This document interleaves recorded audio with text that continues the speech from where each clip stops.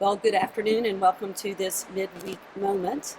Once again, I'm in the sanctuary. You might can hear the hum of the air conditioners that are working underneath the organ that is tinted, so to preserve a consistent temperature until that time when our HVAC system is completely installed and up and running. It is set to arrive here August the 31st, and then will be installed that next week. Hopefully by then we will be back in the business of cooling sacred space and making the next steps towards our return. I'm in the sanctuary not only to remind you of this sacred space, but to remind you of the image that sits at the center of this sacred space, and that is the cross. We live in a transitional age. A time when we can't turn the clock back to the way things used to be, and we can't fast forward the clock to the way things will one day be. We are in transition. Now, we thought early on, I think, that this would be sort of a speed bump, that this would be a diversion. But I think now that it has grown to be sort of it's a disruption, not a diversion. So this disruption that we find ourselves in, which changes the way things were to the way things will be. And if we are honest, none of us, save God alone, knows fully what it will look like when we get to the other side of this transition. But what we do have for Christian people, what we do have is a cross that sits in the middle of our worship space and in the middle of our life together. It is Jesus who is for us this fully human, fully divine person, divinity and humanity together. That's what I think those two polar opposite beings represent, that in Jesus, things that we normally separate are held together. Certainly in an age of disruption, fear has a way of making us move to the edges. It makes us move to right, wrong, good, bad, male, female, black, white, straight, gay, all those things that defined other. And in Jesus, there's this human, divine holding together. Jesus is for us both divine and human, spirit and earth, secular and sacred, a male body and a female spirit, Son of God, Son of Man. Do you hear how we often want to take these things and pull them apart? But in this Jesus, he is the one who holds all things together. And so for me, there's real hope here in a time of transition, in a time of disruption. I can look at the cross and I can see there a way that Jesus transforms suffering.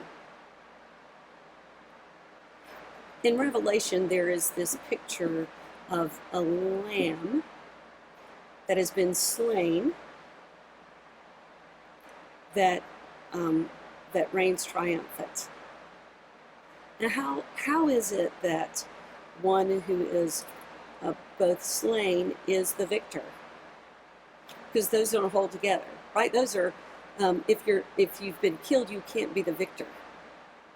But in Jesus, the lamb that was slain is the victor. Jesus has a way of converting, transforming our separateness and the suffering that comes with it into transforming. So what do we do with our suffering? We are in a season of suffering, right? There's economic suffering, there's relational suffering, there's racial suffering, there's health suffering, there's we live in a season of disruption that's transitional, that has a lot of suffering to it.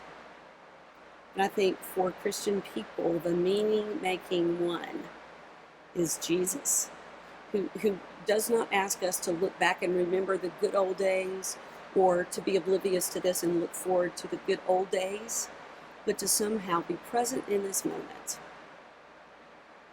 to see the resilience of the human spirit, to see what little and big things we can offer one another to make a difference, to hold things together, to see the sacred in the secular, to see the holy in the ordinary.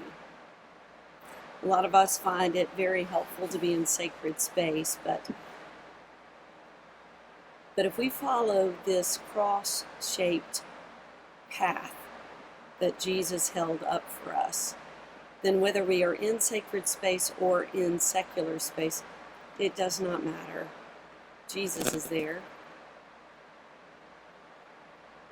So I would call myself, as I called you, to be present to the moment, to look around and see the faces of people, wherever you may be, to look for the holy tucked into the ordinary, to know that Jesus has paved the way for us and holds all things together. There's a prayer that is ancient and true. It goes like this. Oh God, you are the author of our journey, and you will be our destination's end. And you are our companion on the way. That's what we've got. God who authors our lives, God who holds our destiny, God who is our companion on the way.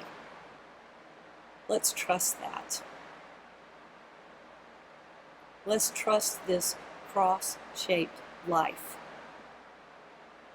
and find in Jesus both humanity and holiness, sacred and secular, male and female, heaven and earth, Son of God and Son of Man.